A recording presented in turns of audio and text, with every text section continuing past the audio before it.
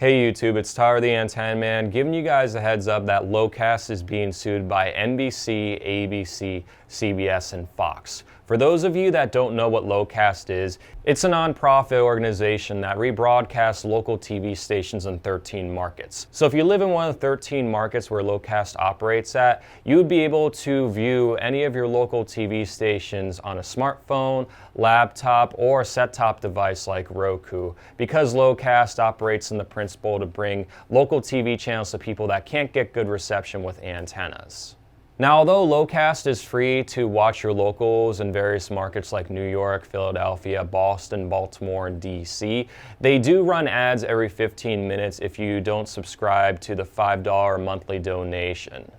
Locast legally operates on an FCC loophole that allows nonprofit organizations to rebroadcast commercial TV stations without permission as long as they are a nonprofit. So why is Locast being sued then? Many of you are probably aware of retransmission disputes, and if you're not, I'll explain it briefly. TV stations charge cable and satellite providers for the rights to rebroadcast their TV stations. So for example, if you have DirecTV and you have a local ABC or NBC station on there, the local ABC or NBC station charges, let's say, 50 cents or $1 per subscriber to be on the DirecTV platform. A lot of times, a TV station is pulled from a cable or satellite system, typically because the network that owns the TV station says, I want 75 cents or $1 per subscriber as opposed to 50 cents. And the cable system doesn't want to jack up the rates of its current subscribers, so they get into what's called a retransmission dispute, and the network is pulled off the cable lineup until they come to a resolution.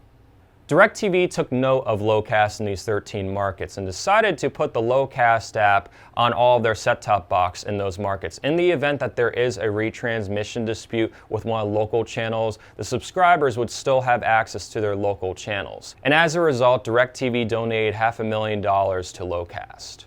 This is the straw that broke the camel's back for the networks that are suing Locast now, because they see it as a threat for the retransmission fees that they can increase over the years on the cable and satellite services. But that's just it. If the networks are going to increase their retransmission fees unfairly, and the cable or satellite services in the area where Locast operates at see that there is an alternative to bring local channels to people, then maybe the network should be more reasonable with their rates. Imagine if I created a nonprofit that worked in the way that people could reach out to the organization and say, hey, I live in this area, what antenna works, what recommendations do you have for mounting it? And the nonprofit took donations. If DirecTV took note of this nonprofit and started referring people to the nonprofit to set up antennas so that way they could still have their local channels, and they donated a sum of money to the nonprofit, I guarantee you the networks would find a reason to sue me.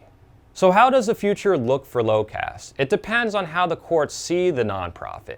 If they see it as a nonprofit that brings local TV channels to people that aren't in good areas and takes donations, they should be okay. However, if they see the $500,000 donation from DirecTV as a connection with a cable and satellite service, then they might have to shut them down. Unfortunately, money talks. The big networks have a lot of money, can afford a good lawyer that will make a good argument for the courts to probably decide to shut Locast down. But I do have a little bit of hope for democracy, and I'm thinking that maybe Locast will survive the court case, but we'll see. Money usually talks in this country.